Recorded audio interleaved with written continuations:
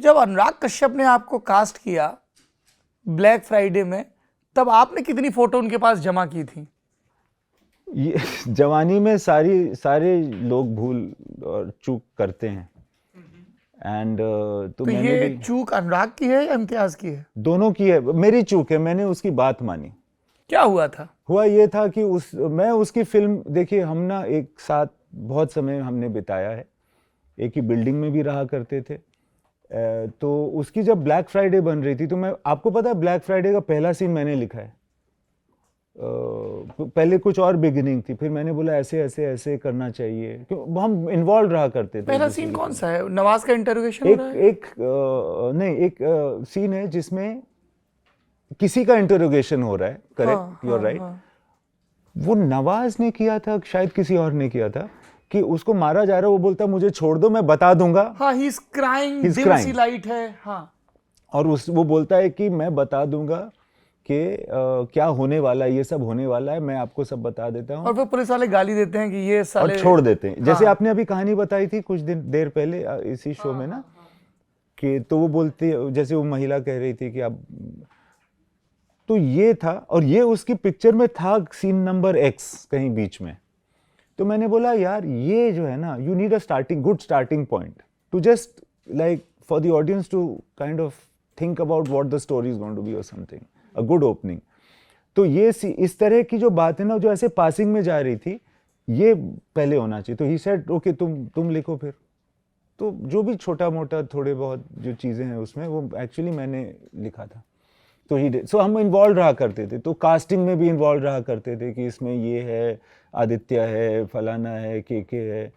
And so फिर उसने बोला कि ये वाला रोल तुम करो। मैंने बोला याकूब मेमन का रोल। पता नहीं क्यों उसने सोचा कि मुझे करना चाहिए। बोला नहीं, इसकी क्या पता नहीं क्यों सोचा उसने। आई थिंक उसकी बस एक जिद थी, क्योंकि वो मुझे जलील करना चाहता होगा या किसी तरह से, पता नहीं कुछ एक करना चाहता होगा। तो उसने कहा कि नहीं नहीं, मैं आपके लिए जान दे सकता हूँ, आप मेरे लिए एक रोल नहीं कर सकते। And he is capable of saying this in exactly these words. ऐसे ही कहा उसने, बहुत ही ज्यादा इमोशनल होने की एक्टिंग करता हुआ, बिकॉज है तो वो स्ट्रगलिंग एक्टर ही ना। तो उस वक्त भी वो एक्टिंग कर रहा था। उसने बोला कि now he is sharing screen with likes of Vijay Sethupathi and all, and वही है सर। बट एनीवेज उसने बोला मैं आपके लिए जान दे सकता हूँ, और मैंने पता नहीं क्यों बोल दिया अच्छा ठीक है। उसने बोला एक दिन आना है, खत्म हो जाएगा काम उसी वक्त। जब वो रेलवे स्टेशन का सीन है जहां से पकड़ा पहला जाता सीन था। हाँ। करेक्ट, वो ब्रीफकेस लेके आपको आना है, ट्रेन आएगी उस पर चढ़ जाना है, ऐसे something like that. So I did it. I said चलो ठीक है, because he knew that I have acted in theatre. तो उसने बोला ऐसे, तो मैंने कर लिया। उसके बाद बोला अच्छा कुछ और भी सीन्स हैं, कंटिन्यूटी है, बाल मत कटाना। फिर दिल्ली में एक सीन हुआ, ऐसे ऐसे अलग अलग, और पूरे 4-5 महीने के अंतराल में मैंने बाल नहीं कटाया, और उसी लिए मेरे बाल लंबे ही रह गए, फिर मैंने कटाए ही नहीं। आप ये कह रहे हैं, मैं एक अच्छे श्रोता की तरह आपकी बात पे यकीन करना चाहता हूँ, मगर आपके भाई कह रहे हैं कि आपके इस झूठ का सिलसिला मियाद कुछ ज़्यादा लंबी हो गई है। उनका ये कहना है कि आप उनसे बहुत इंस्पायर हैं, इसलिए आपने बाल लंबे कर लिए। मेरे कौन से ऐसे? अच्छा आरिफ, वो बीच में उसने बाल लंबे किए थे फिर कटा लिए थे। हाँ। नहीं, उनसे मैं इंस्पायर होने की वजह से नहीं किया था। हालांकि उस पर लंबा बाल बहुत अच्छा लगता था।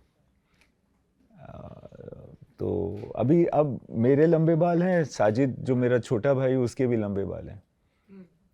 बीच में पहला बंदा जिसने बाल लंबे रखे थे परिवार में, बहुत सारी विरोध के बावजूद, वो आरिफ था।